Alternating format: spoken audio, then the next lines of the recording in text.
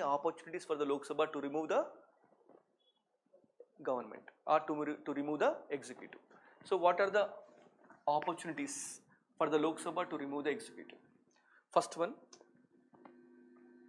passage of, what is that? No confidence motion.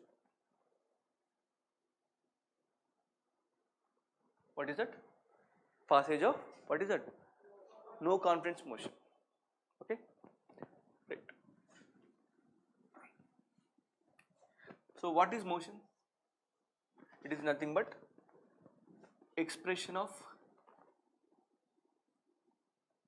opinion by House. Okay, it is nothing but expression of opinion by House. So House expresses opinion by means of motion. So it means proposal of, if a proposal of a single member, okay, proposal of a single member in the House, if it is accepted by the majority members, what is that? Majority members, then that individual proposal will become, what is that? Motion. So that becomes the collective opinion of the House. That becomes the collective opinion of the House. Ardhamavutunda? This is what called as motion. Law ante enti? What is act? Act ante enti? What is the difference between motion and act? Yes, act has to pass through different stages.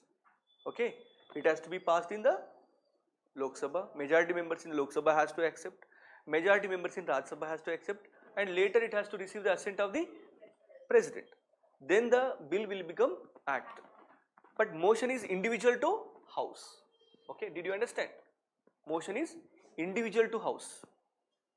Act is nothing but collective activity of the three institutions: Lok Sabha, Rajya Sabha, and President. Motion is individual. And no confidence motion is individual to which House? Lok Sabha. Individual to Lok Sabha.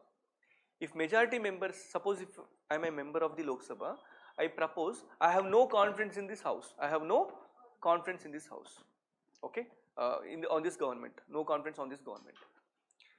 If the no confidence motion is put for the discussion and voting, if majority members support for this no confidence motion, government has to resign. Government has to resign. Got my point? Government has to resign. So that is what called as, first one is the passage of no confidence motion. Okay, and another important surprising point here is, they don't require to give any reason why they are lacking the trust on the government. Why don't have you trust on the government? They don't require to give any reason. So without reason also you can remove the government. So that's why it is very, very potential tool in the hands of the Lok Sabha to remove the government. That's why government is stable or unstable? Unstable.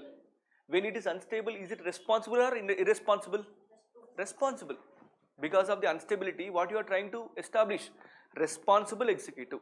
We have responsible executive. In America, they have the stable executive. They have the stable executive. We have responsible executive.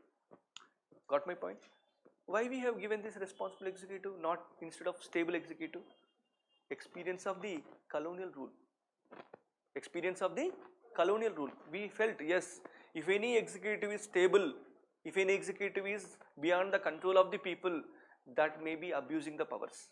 That may be violating the rights of the people. Got my point? So hence what kind of executive we require? Unstable executive is required, so that it can be removable easily. It can be removable easily. Such easy removal is by means of passage of no confidence motion. No confidence. Are you able to understand? This is number one. Number two. Number two.